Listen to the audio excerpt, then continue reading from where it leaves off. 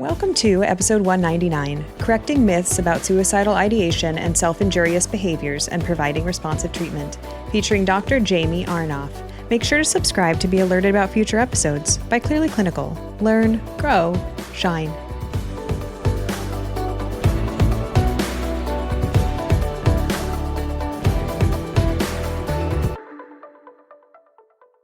This episode is proudly sponsored by Best Notes Electronic Health Record, software built for practices poised for growth and compliance. Visit bestnotes.com/clearlyclinical for a free demonstration. Please note that this episode discusses death by suicide and various forms of self-injurious behaviors, including discussion of redacted case examples. Hello to our listeners. My name is Beth Irias, and today I am delighted to be joined by Dr. Jaimee Arnoff. She is a clinician whose specialization is understanding suicide and self-injurious behavior. And goodness knows, as we have this conversation today, this is such an important and heavy topic, and for many clinicians is a very scary one. So my gratitude to Dr. Jaimee for coming and talking about this, because I can honestly think of few topics that make clinicians more uncomfortable. Thank you so much for having me. Why don't you take a moment, Jaimee, to tell our clinicians listening about yourself and how you came to have this specialization? Sounds good. So I am a New York State licensed clinical psychologist, and I have been working for over a decade, specializing in children, adolescents, and young adults presenting with mood and anxiety disorders, many of whom have a history of or actively experiencing difficulties with suicidal ideation or urges to self-harm. That's in hospital-based outpatient clinics, community-based outpatient clinics, residential treatment facilities, and now currently in my private practice where I work in Beacon, New York. And in addition to providing therapy to individuals experiencing suicidal ideation or self-injurious behaviors, I also participate in for-profit organizations, developing presentations, pushing into schools and other community organizations to talk to children and adolescents and their teachers, coaches, caregivers directly on the topic, because I think it's so important to just be discussing it and normalizing the conversation and having people feel a little bit more comfortable just putting it on the table. Fantastic. Thank you for joining us today. Before we started recording, just acknowledging how many myths there are, and I think how much misinformation, even looking back at my own education, how even what I learned 10, 15 years ago now in 2023 being out of date.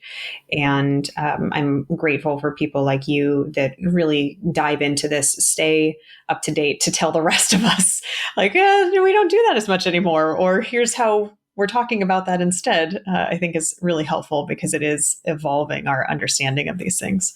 So as we start this discussion, why don't we start first with talking about language, given it's what we're going to be using to describe this topic, or these topics, I should say.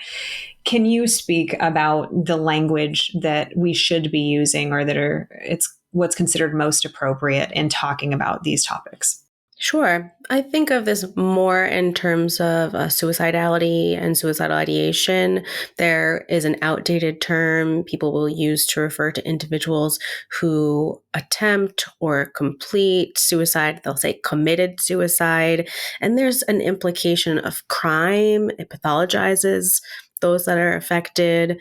It sort of places blame on the person, and in no other area of death is blame placed on a person, and that contributes to a significant amount of shame to individuals who are just experiencing suicidal ideation, which I think extends to individuals that have urges to self-harm as well, and that then leads to an unwillingness to want to talk about it and be able to get help. So more appropriate, more current language that can be used to talk about it would be if an individual completed suicide or died by suicide.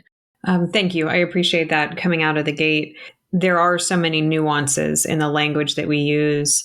Out of curiosity, if you're working with a client who's using that language that may be the more out of date language, if you will, and says, I've been thinking about committing suicide. For you, as someone who specializes in this, I would assume you're using then the same language that that person is using back. And what we're talking about is how we conceptually discuss it clinically. Absolutely. I do like to match a client's language. And if that is the language that they're using, especially to talk about this topic, which is what I refer to as the tough stuff, then I'm absolutely going to just lean on their language and continue using that to hopefully, propel the conversation forward. Because to your earlier point, there is the stigma about talking about suicidality and this myth that by talking about it, you're going to increase the likelihood that you do then have an increased frequency in suicidal thoughts, or there's an increased likelihood that you engage in a suicide attempt. And that's just not the case. Research shows that it's the reverse. In fact, talking about it decreases the likelihood that you experience suicidal ideation or act on these thoughts or urges. Thank you for that. As we're framing this conversation, I'm imagining a lot of what we're going to be talking about is correcting some of the myths. With that in mind, with such an enormous topic, now that we've talked a little bit about kind of the preferred language, where should we go? Well, if someone is new to me, I always ask directly, conduct a risk assessment in terms of, have you ever had thoughts about wanting to hurt yourself? Whether that's fatal injury or just thinking about self-injurious behaviors or engaging in self-harm. And then from there, depending on their answer, I will do a formal assessment, like a risk assessment. If they are making a disclosure themselves, then I want to know very specifically, do they have a specific plan? And again, very concrete, very direct, when you're thinking about it, what do you imagine? Is there a specific method that you had in mind? And from there, do you have access to those means? Do you have intent to act on that plan? Those are really important questions that I want to ask pretty quickly to determine not just, building insight into what's going on with this client, what might be contributing to the incidence of these thoughts, what might decrease, the frequency, the intensity, the duration, but also are they maybe in need of a higher level of care? Even in conceptualizing this topic, here we are lumping together these two concepts of self-injury or self-injurious behavior and suicidal ideation or death by suicide. Mm-hmm. Can you speak a little bit about the differentiation between these two? Because I know when I was in my graduate program, very much some of the messaging I received was these two are intimately related. And the further I get away from that, the more that I dive into either topic, I go, well, they may be related, but these are actually kind of two separate categories. Can you speak to that? Mm-hmm. Absolutely. So when I think of suicidal ideation, I think of an individual experiencing thoughts about death, their own death. I split them into two categories. Passive suicidal ideation. So this is simply just the thinking about death, whether it's mortality in general or their own fatality, their own death. And then there tends to be no intent or plan. That's why I usually will ask, is there a plan? Is there intent to act on that plan? And then if they say yes, that becomes active ideation, which is them actually thinking about the methods that they would use, the plan in which they would implement to cause their own death. And that tends to be when you need to make a referral for a higher level of care, do a little bit of a deeper assessment. Although if anyone's making a disclosure, whether it's passive or active ideation, I'm always completing a full risk assessment, completing or reviewing a safety plan, making sure that they're coming in, weekly, checking in with me, doing all of that. But once it's active ideation with a plan, with intent, that tends to be when we're calling hospitals, looking for, inpatient units that have openings, things like that. And then in terms of self-harm or self-injurious behaviors, which a lot of people will use interchangeably, and I do as well, that seems to be fairly common and accepted within, with my colleagues and with my clients as well. That doesn't necessarily have to be coupled with suicidal ideation. That's just any action that a person has caused to deliberately inflict harm or injury on themselves. And what I'm typically working with is what we'll on shorthand refer to as NSSI, which is non-suicidal self-injury or self-injurious behaviors.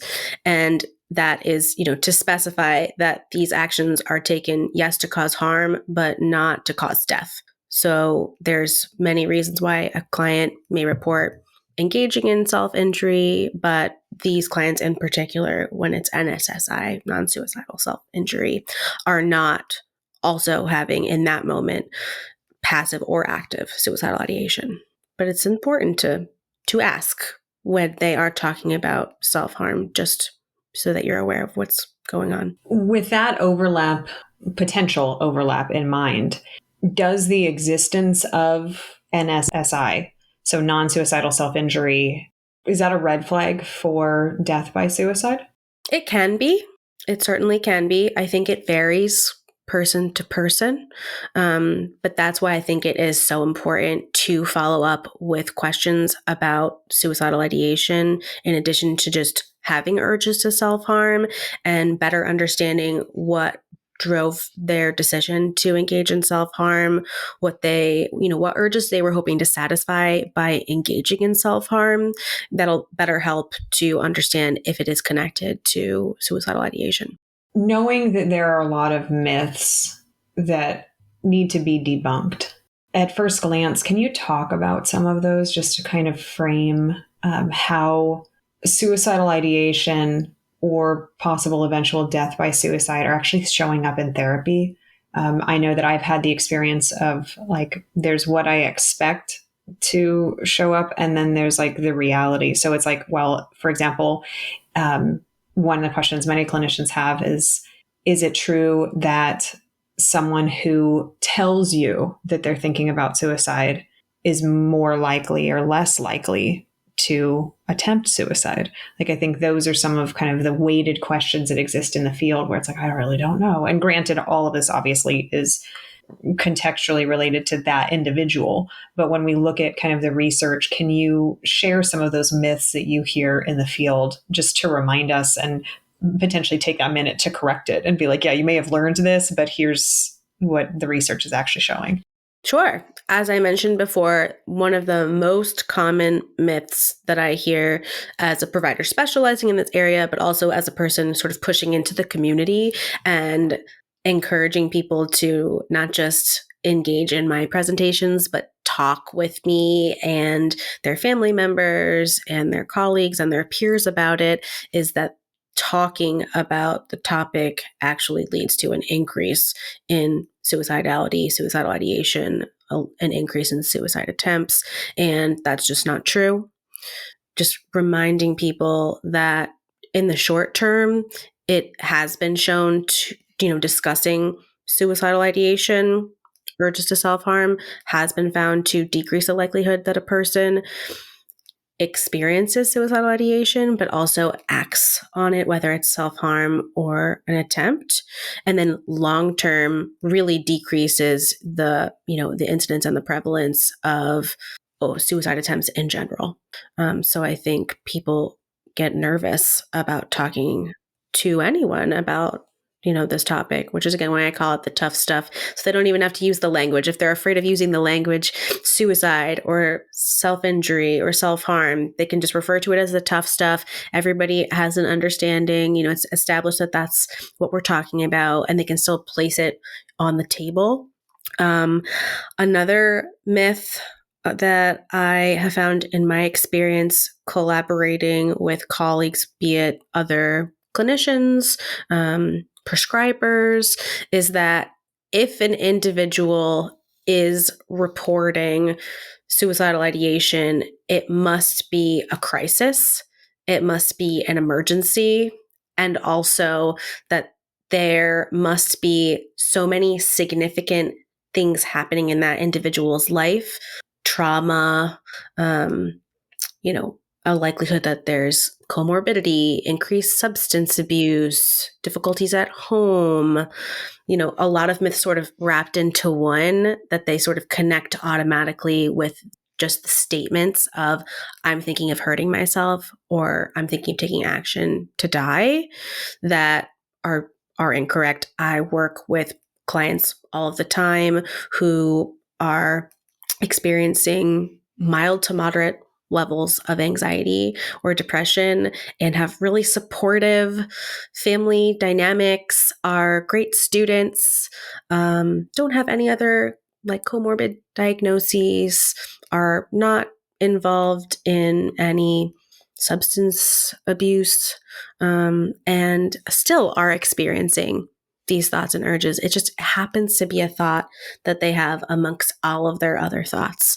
And that doesn't necessarily mean that they are in crisis or that they require a higher level of care or that they are a liability to be treated on a weekly basis or monitored very closely in conjunction with therapy and medication management. All of those things can still occur in the face of suicidal ideation. This topic is terrifying for many clinicians because of the reality. We are working with people that are in pain, and we cannot control what happens necessarily even within our offices, let alone out in the real world in someone's lived experience. Knowing the research that a good number of us during our careers as mental health professionals will have a client die by suicide, do you feel like that makes clinicians really skittish in a way that may actually be harmful because we're so uncomfortable talking about it and asking these questions and engaging in these conversations? Yes, I think it is a very difficult topic, and I wouldn't want to invalidate any provider's feelings of skittishness or concern or fear when working with a client who's presenting with suicidal ideation or self-injurious behaviors, even in the early stages of doing a brief consult when determining whether or not you want to accept this client as your own. And that's part of the discussion on the topic, determining whether or not that is something that you feel comfortable and competent in managing. And if not, there's absolutely no shame in finding a specialist like myself and referring that client out. That's still you as a provider supporting that individual, and being there for them in that moment and supporting them just in finding another provider that's completely acceptable.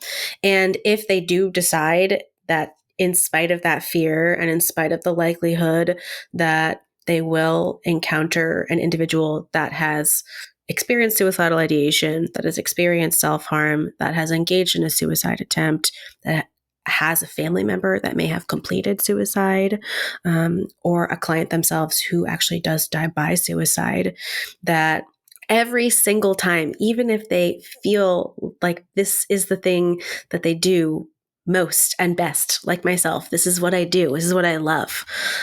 Every single time that a client discloses something to me, I have to be mindful of my internal response, my external response. It is really hard to hear someone make a disclosure of suicidal ideation. It is difficult to ask questions about an individual who recently engaged in self-harm. And it's knowing that and validating that and accepting that, that's an important part of just being a provider that works with those individuals. And then also, I think I encourage people who do work with those providers to seek out their own support, have consult groups, supervision, go to therapy.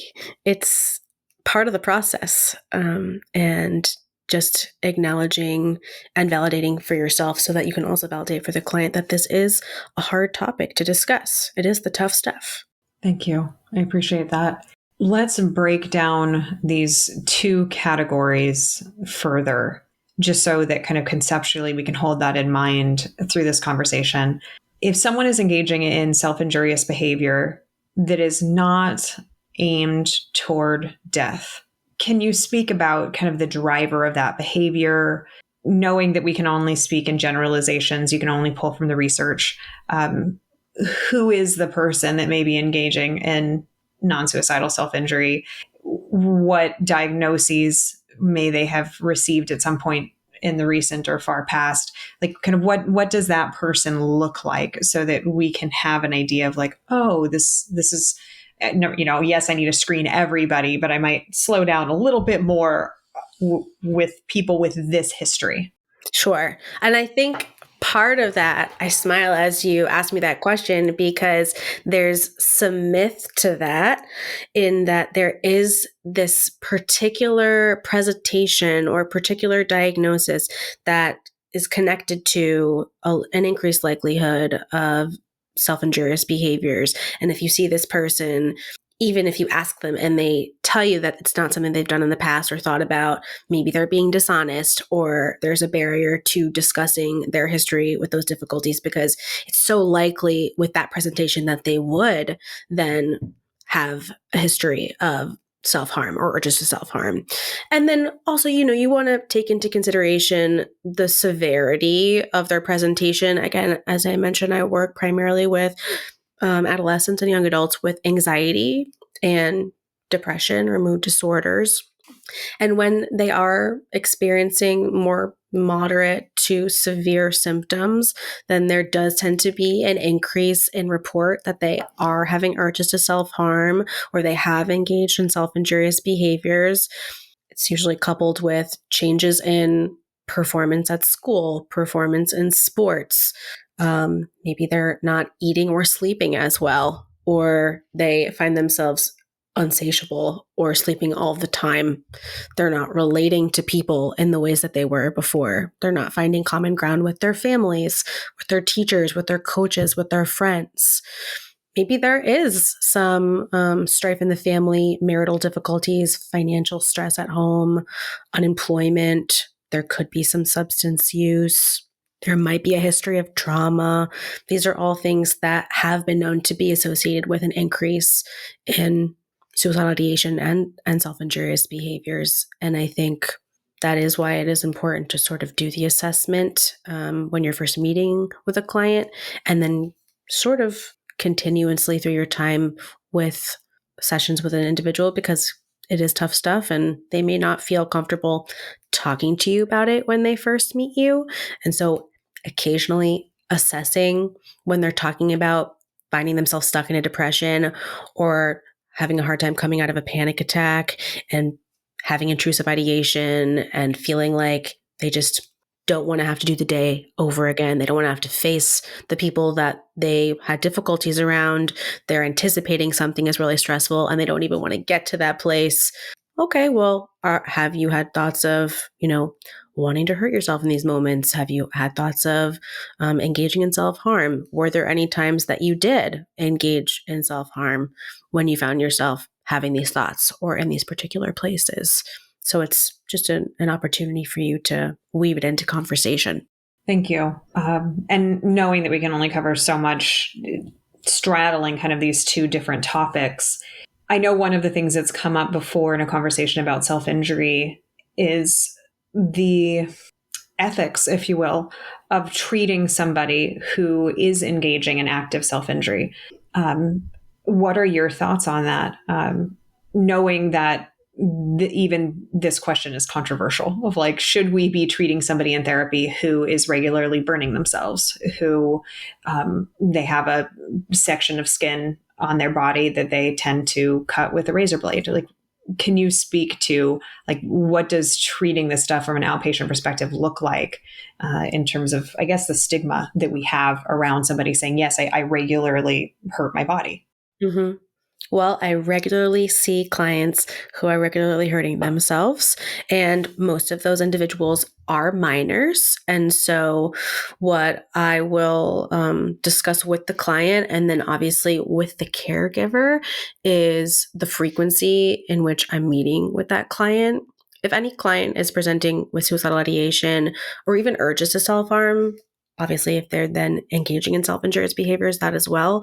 But I will require that an individual meet with me every week for monitoring at least once a week. If it gets to be significant, but again, they're not endorsing like significant intent or plan, then they won't necessarily be eligible or meet the criteria for a higher level of care and patient treatment.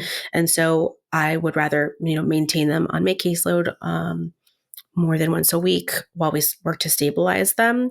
And there are, a variety of things that I can do with the client and their family to support them both in session with me and outside of session, in terms of, preparing their caregivers for working with and supporting their children, supporting my minor clients in having conversations with those that are around them, that are supporting them about what's going on, so that if they do need immediate support or a high level of care, they know what the resources are, they know the contact information, they have little cards that they can slip in between their cell phone case and their cell phone and carry with them at all times so that they can, reach those resources 24/7. In our area, we have 24/7 local helpline, hotline, stabilization center. So that's amazing. And then it becomes something that we talk about every time. It becomes the focus of treatment until we feel like it's stabilized. I think for providers, it can feel scary to know that a client is experiencing these. And where I've heard it come up too is the fear of what I can only describe as like kind of co-signing a behavior, if you will. So I'm looking at it from like a harm reduction perspective, which for folks who work in addiction, we have this, we've been kind of marinated in abstinence based model when it comes to harm. And then if we're pulling from harm reduction, so let's say we do have a client who will light a match or a cigarette and use that to burn their bodies. I think sometimes therapists feel scared to be involved in a conversation, which is like, I understand that you do that. And can we talk about hygiene? Can we talk about, how are you cleaning the wound? How are you tending to it after the fact? You're nodding. Can you speak to that? Because these are not topics, at least for me, that I talked about in my graduate program. And it can seem really scary to be like, I'm sorry, what? A therapist is having a conversation with you about cleaning your razor blades? As someone who specializes, can you talk about that a little bit? Yes, absolutely. I always encourage in my presentations and trainings, if possible, upon a disclosure of self-harm, like immediate self-harm from a client, to ask where the harm was done, how it was done, and can I see it? And a lot of individuals, to your point, are like, you ask that question? I have to ask that question? And my encouragement is yes. Ask. At least you can ask, because there's a chance that the client won't feel comfortable, will say no. Maybe it's in an area where it feels private to them, which is completely appropriate. They get to say no. We get to ask questions. They get to say no. And even still, I will provide them with information about cleanliness, hygiene, medical intervention is necessary, but I can more directly specify it to what's going on with them if I have eyes on the injury. And so I ask if I can see it almost on every single occasion. My clients allow me to see it. That comes with time, rapport building. At this point, hopefully they understand that this is something that I see every day, that I talk about every day. I think from my clients, they've reported to me that feels very calming to them, that they know it's not the first time that I've heard someone has hurt themselves or cut themselves or burned themselves. That's something I do on a daily basis. And so it feels a little bit easier to be vulnerable with me on the topic, which is why I think it's, so important for clinicians who do have this experience and specialize in it to talk about that fact with their clients from very early stages from the intake, so that these clients who might be having these thoughts or urges or might be engaging in these actions, whether anybody else knows about it or it's done in complete secrecy, start to have this feeling of, okay, this is not just me. This is something that people can talk about in therapy. This is something that people talk about with this therapist, like in this chair that I'm sitting in. This is part of the conversation. So this is okay for me to do. And I do exactly what you said, have conversations about what was the object that you used? Where did you get it? If you're safety planning with a family and they're locking up all of the sharps and a client still has an urge to cut, they're going to find something sharp somewhere else. And that somewhere else could be outside or in an area that's not kept clean. And so I want to know where they found the object. Did they do anything to clean it?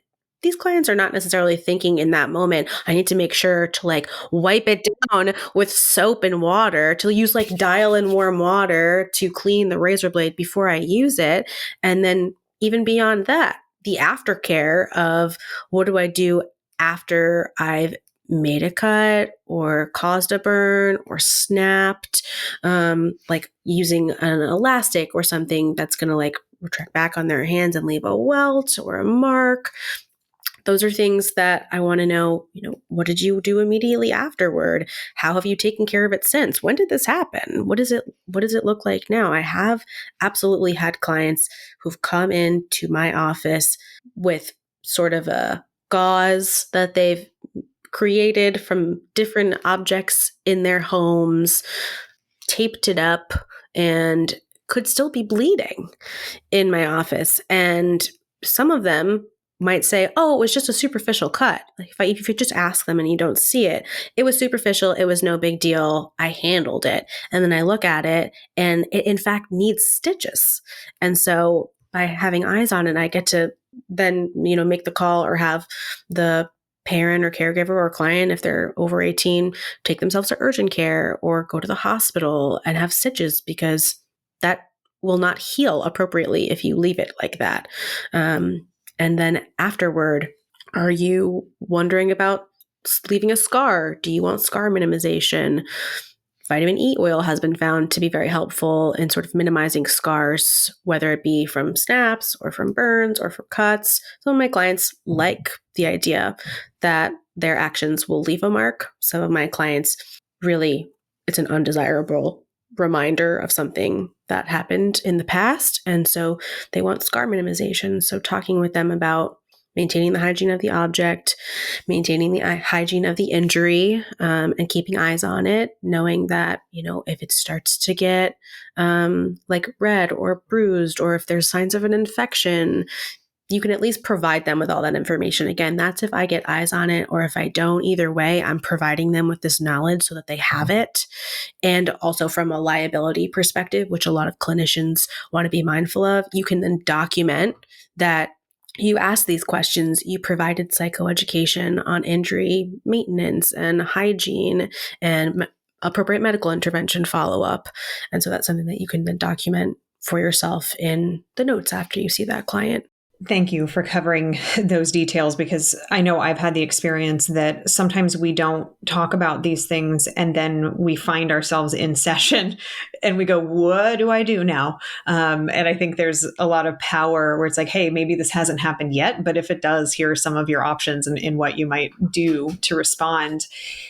For you, as someone who works with minors, with folks who are under the age of 18, the question I'm about to ask is really loaded with a huge asterisk that is, you need to know your state laws in terms of ethical requirements and what's expected, and at what age do you break privacy, things like that. Can you speak to that a little bit when it comes to awareness in a child or teen client of non-suicidal self-injury?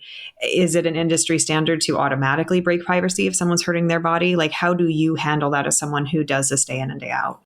I personally, at the start of every client relationship, let them know when I'm talking about the limits of confidentiality that if there's any indication that they are in harm's way, whether that's danger to themselves or danger to others, then I'm going to be informing their caregivers about what's going on, because ultimately I am here to support them and keep them safe, and also support the people in their lives to do that same thing as well.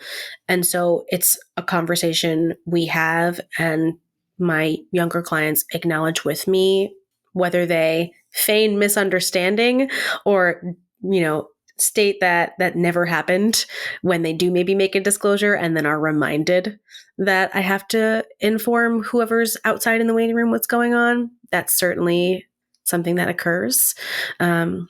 And also, I think a lot of clients are sharing the information within the context of therapy because they know that it's going to be a conversation that's had. They don't have to have it by themselves. I offer many alternative ways of how to communicate that information.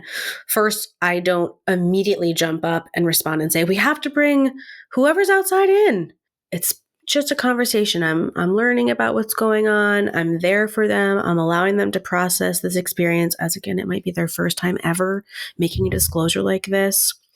I will safety plan with them. Then I will say, okay, you know what's got to happen. Whoever's out here, we've got to bring them in. Let's figure out how we're going to do this. How we're going to talk about this. Do you want me to bring them in and share what I've learned, what you reported to me? I'm happy to share it. You can be present and you can participate in the conversation, or you can be a silent observer on the couch, and we will have processed the language that we're going to use, topics and aspects of the disclosure that they feel comfortable with me sharing, that they don't want me to share yet. We'll have some sort of a nonverbal communication of like, I'll wiggle my glasses, or they'll to be like, Jaimee, stop talking, or Jaimee, please keep talking. I don't want to talk about this anymore. It could be the opposite. I could bring them in and I could be a silent observer. I could allow them to navigate the conversation, to direct it in whatever way they see fit, with the knowledge that if they leave something out or forget something, or there's something I want to add, I have permission to inform the caregivers about this thing that we maybe skipped over. I have also agreed in certain circumstances to allow the caregivers to come in and the minor to share with me outside of the room. I'm within earshot. I know what's going on. They also understand that I'm coming back in immediately to review what was shared and make sure, again, nothing was skipped over or forgotten. That's our opportunity to sort of review the safety plan with the caregiver, see if maybe they had some insight that the child or adolescent didn't, in terms of what might drive these ideations or urges, what they, might communicate externally that a client might not realize, but someone on the outside is like, oh, I can tell when you're finding yourself in this particular mental space. This is what you look like. This is what you do. This is what you sound like. So all that information is very helpful, but I review all those options with the minor first, and then we agree upon sort of a way of communicating those thoughts or urges to the caregiver and then bring them in. But I do that every time a disclosure is made. It puts you as a clinician in a tough spot, knowing, like, so for example, you had said, if someone allows you to see an injury and you're looking at it going, oh, I think that puppy needs stitches, that obviously you're not a trained medical professional, and the importance of documentation, of, providing the referrals, documenting that you provided the referrals. And I know that I've experienced as a clinician hearing the stories too about where non-suicidal self-injury turned into accidental suicide, turned into accidental hospitalization. That was never the person's intent. And I think that's one of the reasons that this topic is tough stuff, even for clinicians, is because of how quickly things can go south and feel unmanageable. Yes. And I think that sort of ties back to your statement a little bit earlier about the conversations about hygiene and having eyes on the injury, because then you can also provide psychoeducation regarding the depths of the injuries, the locations of the injuries, and how dangerous they can be. I mean, all actions intended to harm a person are dangerous inherently. And there are some injuries that some individuals might think that's just going to be a superficial cut, and it's just in the wrong location. It's at a depth that they weren't expecting, and they nick something they weren't expecting, and they need to seek immediate medical treatment, or it could be, fatal. Thank you for bringing up that aspect. I know I've been involved in conversations about, say, for example, cutting in the thigh or pelvis, and that can, if you hit the wrong areas, can be very dangerous. Yes. With unintended consequences. So as we're thinking about kind of non-suicidal self-injury and differentiating out suicidality, You've mentioned a couple times the phrase safety plan. Now, this is one of the things that I think is misunderstood in the field in the way that we talk about safety planning. I know it's been my experience as a clinical documentation trainer that sometimes it's like, oh, well, then I have this document that I'm going to pull out. That is the safety plan. And it has these boxes that have been pre-filled out that I'm going to check. And by doing this thing, I have now reduced my liability as a provider, and I have also helped ensure your safety. As someone who specializes in this, can you speak to that aspect of safety planning and kind of give us the quick and dirty about like what is a safety plan? Because I think there's a lot of confusion in the field. Sure. So for me, after a disclosure is made, I will have just a conversation with the client about what's been going on. When did this start? Are there particular warning signs that a crisis might be developing for them? Are there specific activities, people, places that might lead to an increase in the frequency, the intensity, or the duration of these thoughts or urges? Are there, as I mentioned before, internal warning signs that they'll acknowledge, or external warning signs they know that they put out for other people? And that's where, if it's a minor, caregivers can come in and say, oh yeah, I definitely notice that this happens. There's a change in your mannerism, a change in your speech, your tone, how you interact with us. That lets me know that you're having a bit of a harder time. And then on the other end of the spectrum, are there certain activities, people, places that you find distract you from these thoughts or urges that help decrease the intensity, frequency, and duration of what's going on? Who specifically is a person or people that you can discuss these thoughts with when they're happening in the moment? And with that, I usually have them write out their full name, take down the address of that person and the phone number of that person so that they can carry that information around. I'm not expecting, to your point, a client, especially a teenager, to like carry around a packet of safety planning. They're not going to do that. But something that they can like fit into their pocket, or as I mentioned before, a lot of my clients do actually do this, slide the little bits of information we decide are most important and critical for them in between their cell phone case and their cell phone, because they're always carrying their cell phone. So they always have access to that information. That would be a piece of information, that person, that name, the phone number, the address. So if for whatever reason the client themselves can't utilize it and someone finds them in distress or in crisis and they're asking what should they do, who should they call, that number is already readily available for them or whoever's working to support them. Same thing with local resources. I live in Dutchess County. We have a helpline that's text or talk 24/7. Talk, people will pick up immediately, available to you in crisis. Text, I've heard that it's not always as quick to respond. So if it's an immediate crisis, I'm always encouraging my clients, that as mortifying as it can be to talk to somebody on the phone, it's going to be worth it for them to get an immediate response, immediate feedback by calling them on the phone. I give them that number. That number is connected to a stabilization center that we have nearby that sort of is a triage away from a medical emergency room where you're going to be working and competing with individuals with physical injuries, and only for individuals that have mental health needs or substance use needs. And they're going to do an evaluation. You can stay up to 24 hours, which might be all the time that you need, very often more than enough time to stabilize someone who typically has passive ideation or has recently started thinking about hurting themselves, but hasn't engaged in any sort of attempt or inflicted any harm to themselves. So it sort of redirects them away from a higher level of care in terms of hospitalization. They can stay for up to 24 hours, meet with a provider, potentially start medication or work with a medication management service, and then be discharged back to their typical outpatient program. So they have all that information. And because I don't expect them to be carrying around this packet, usually I will have them place the information that we've compiled on the safety plan in an area both where they anticipate being stressed, so they have access to some of those things as a reminder, and also in the place they might go when they're feeling like they need to de-stress.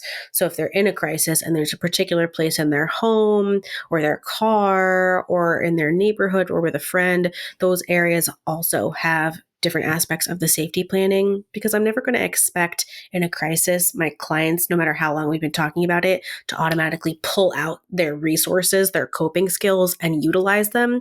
But if they do have that information on a safety plan and it's literally stuck to the door or the window or in the glove compartment and they can reach for it, they could read it, it could be in their face, they could be reminded of it, they could call the person who also knows about this information and can prompt them through it, then it can be really, really beneficial. Does safety planning work with work being the, I'm going to say, reduction in risk of dying by suicide?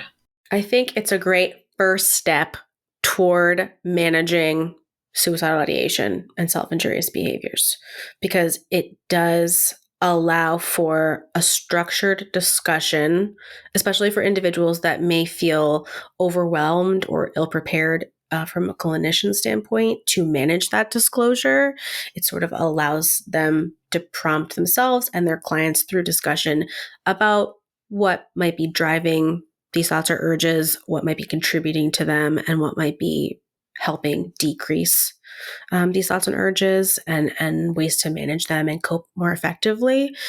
And then from there, I think it's more the active work of meeting with the individuals, discussing potential replacement options, which I'm happy to discuss further, discuss other forms of therapy. I personally use a combination of CBT and DBT in my work. So I'll use diary cards a lot in my management with clients. But the safety planning itself, and that ties along with the research of contracting for safety, like having a client physically sign a statement that they will not engage in any form of self-harm between this session and the next has been found to be not significantly related to a decrease in overall self-harm attempts.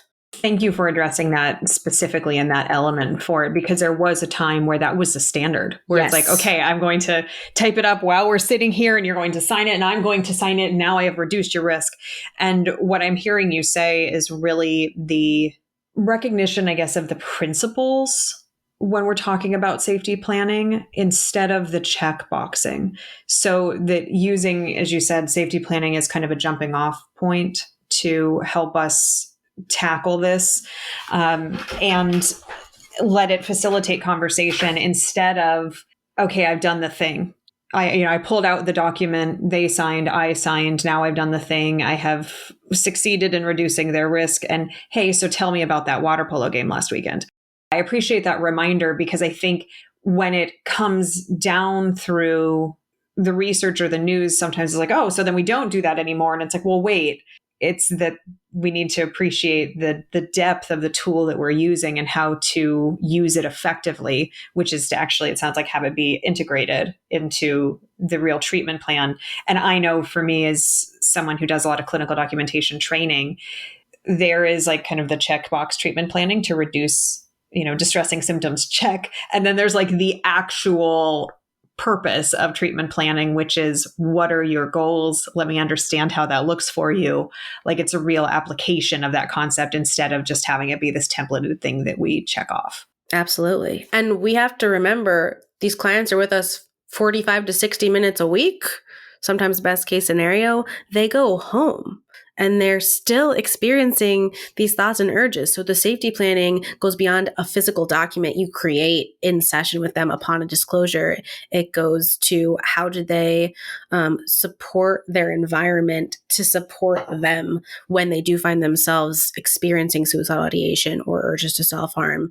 And this can be for minor clients or for clients 18 plus. With minors, obviously, I'm including and placing a little bit more responsibility on the caregivers, but I'm having a lot of discussion about means restriction. So when an individual doesn't have access to their intended means that they were thinking about in terms of their plan, whether that's related to suicidal ideation or self-harm, a less lethal method is unlikely to be obtained. They're not going to spend their time looking for something else if what they had in mind in that moment is not readily accessible. And so how that translates to my safety planning with caregivers and with young adult and adult clients after they leave the office is, okay, what are these means that you have in mind? Do you have access to these means? Let's make sure that you have limited access or no access. So in terms of sharps or things that could inflict any sort of harm, right? We've talked about burning a little bit. We've talked about snapping a little bit, cutting. You can get a lockbox, and some clinicians have lockboxes in their office. I always tell individuals that they can purchase them in a place like Home Depot or Lowe's and provide some psychoeducation on how to ensure that those lockboxes are as effective as possible. So make sure that the key isn't like dangling in the lock itself, or that it's not hidden in the drawer where everything else is hidden. And it's not the client's birthday if it's a number code, that the code is changing and not kept in a location that can be discovered easily. Because again, if they have an idea of using an object and they don't have access to this object in the immediate, time following this initial urge, it can be as short as 5 to 10 minutes that pass when this insistence, this urge to act on that thought passes enough for them to engage in some safety planning, utilize some of their coping skills, reach out for a support person. And if we're talking about more lethal methods, if they're thinking, okay, I have a gun, or I'm thinking of using a gun, there's firearms storage and firearm storage safety. So you can get 2 boxes. You can lock up the firearm and the ammunition separately. You don't want to lock them together, because if for some reason the person obtains access to one of the lock boxes, then you don't want them to have everything readily available to them. You still want it to be more time to allow for the likelihood that that urge, that intensity decreases. A lot of police departments and fire departments offer free firearm storage. So you can call them and let them know that you have a firearm and that you don't want it in the home for these particular reasons. You're concerned about the safety of a family member, and they will hold that firearm, and only certain people can obtain it with certain information. And so you don't even have to worry about locking it up. You can keep it outside of the home. And so I'm always encouraging people to check in with their local fire departments, their local police departments, because there just tends not to be a substitution for a different method when they can't easily access their intended plan. Thank you for that. Certainly in the run-of-the-mill training conversation about reducing a client's risk of death by suicide, that is one of the standard questions in that assessment of like, what is your desired means? Do you have access to that means? And certainly reading that list. So if a client says, what I've been fantasizing about is drowning, my brain goes straight to, wow, that there are typically a lot of ways that someone could engage in that behavior. Mm-hmm. Can you share a little bit more about the concepts of means restriction and how that actually like plays out clinically with a client and reducing their risk? Sure. In those cases, obviously there's going to be no way to completely restrict their means to things there are showers at home, bathtubs at home, in schools, at places of work, at the gym, there's pools. There are ways for them to follow through on that plan if they wanted to. And so for incidents like that, where I can't necessarily restrict their access to their intended means, I might work on better understanding the urge that they're hoping to satisfy by engaging in this self-harm or this plan that they're intending to act on, because perhaps we can satisfy that urge with something different and not at all harmful in a way that just takes the edge off enough that they can then, again, utilize their support network, utilize their coping skills, reach out to a hotline, go to the stabilization center, call 911 if necessary. So things that I have found to be very effective in my work with clients is I do work with a lot of individuals who cut or who inflict any sort of harm and leave a mark. And whether that mark is desirable and they like to look at it, they like to feel it, they like to pick at it.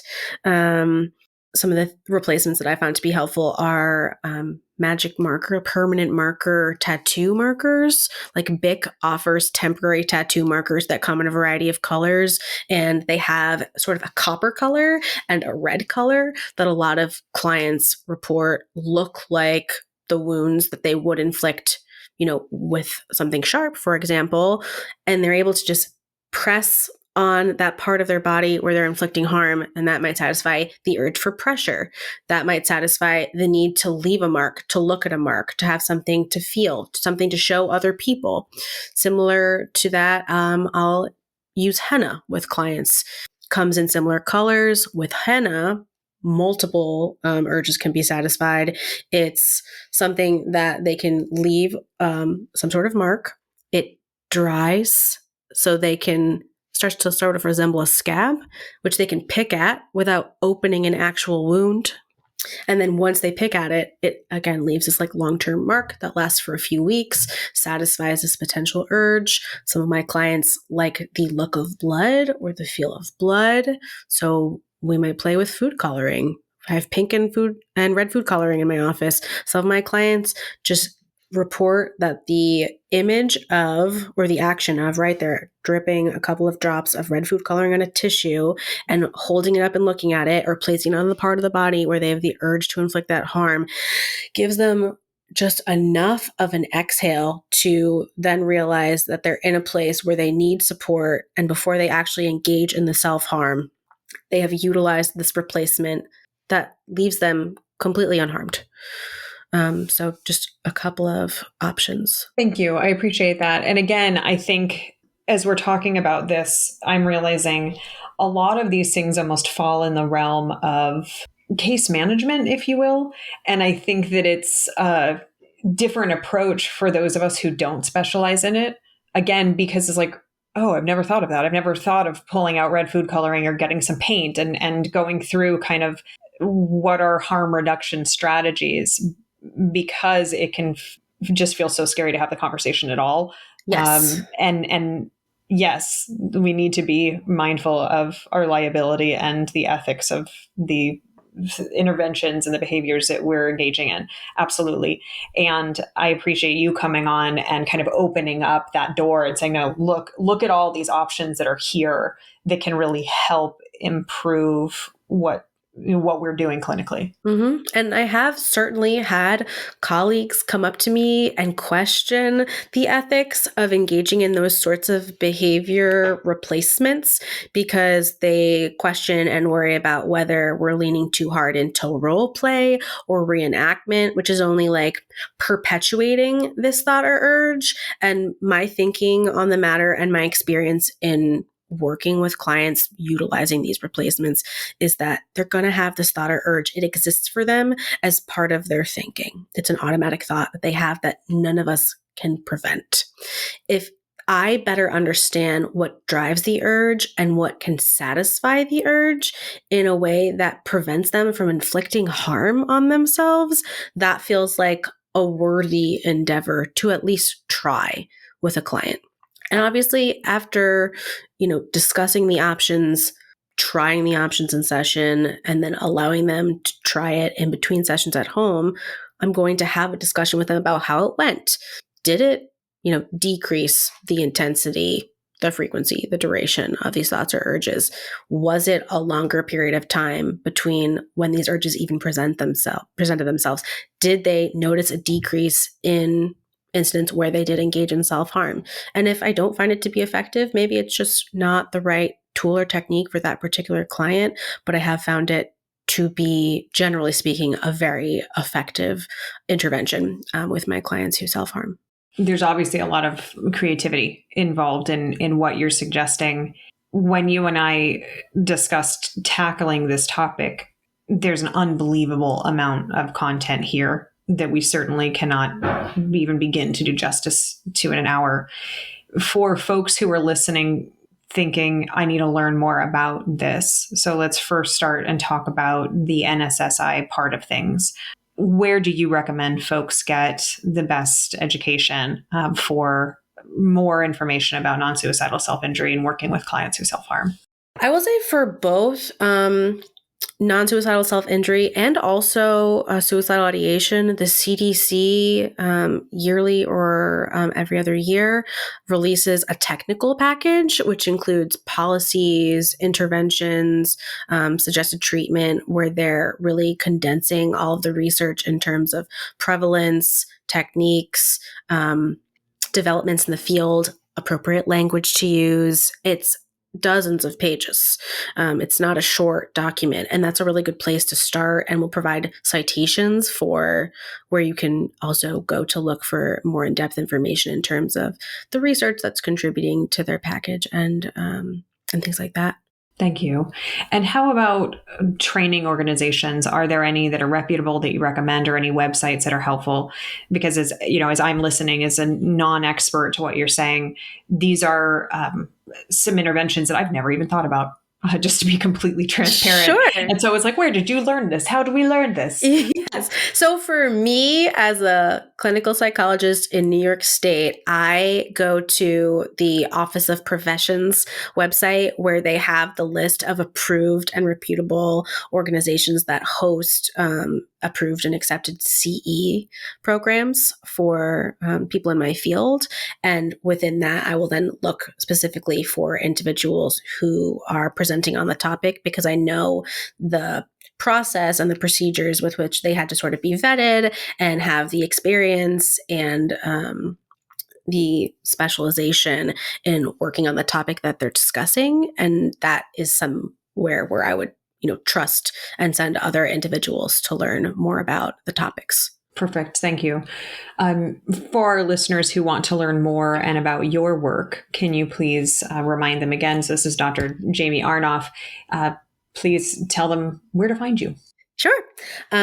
So you can find me at my private practice therapy email and website, bfftherapy.com. I do a lot of trainings just in general about the topic, but I also consult with clinicians and prescribers who may be wondering about working with this clientele, or may find themselves working with a client who's high risk and they just want some support, some supervision, some techniques that maybe they've never thought about. So you can reach me through that website, bfftherapy.com. We have an Instagram at bfftherapy that we sort of fill with our personalities and tips and tricks about mental health and sometimes suicide prevention for our younger audience. So the children and adolescents that I typically see, so they can not only just learn a little bit more about me and what it might be like to work with me as they and their caregivers are trying to find a therapist for them, but also just have a space where they can learn more about this. And then the organization that I mentioned before, where we develop presentations and push into schools and organizations to talk about youth mental health and suicide prevention, is called James's Warriors. So you can go to James's Warriors website and learn more about our presentations. We present up and down the entire state of New York, and we'll be happy to discuss the topic with all of you. Thank you. I think, as you said, there's so much stigma around this. Thank you for being one of the clinicians out there that's trying to increase our comfort. Because as you said, people think about death, and we need to be able to talk about death and understand how to have these conversations. So thank you for joining us to hopefully help us feel a little bit more comfortable. And I know after talking with you, I feel a little bit more comfortable. So thank you. I appreciate it. Thank you so much for having me and for bringing this conversation to the table. You've just finished listening to another exclusive Continuing Ed podcast by Clearly Clinical. If you like what you just heard and you need Continuing Ed credits, please visit us at clearlyclinical.com to check out our one-year membership, where you'll have access to our growing library of Continuing Ed podcast courses. Clearly Clinical, where our goal is to help you learn, grow, and shine.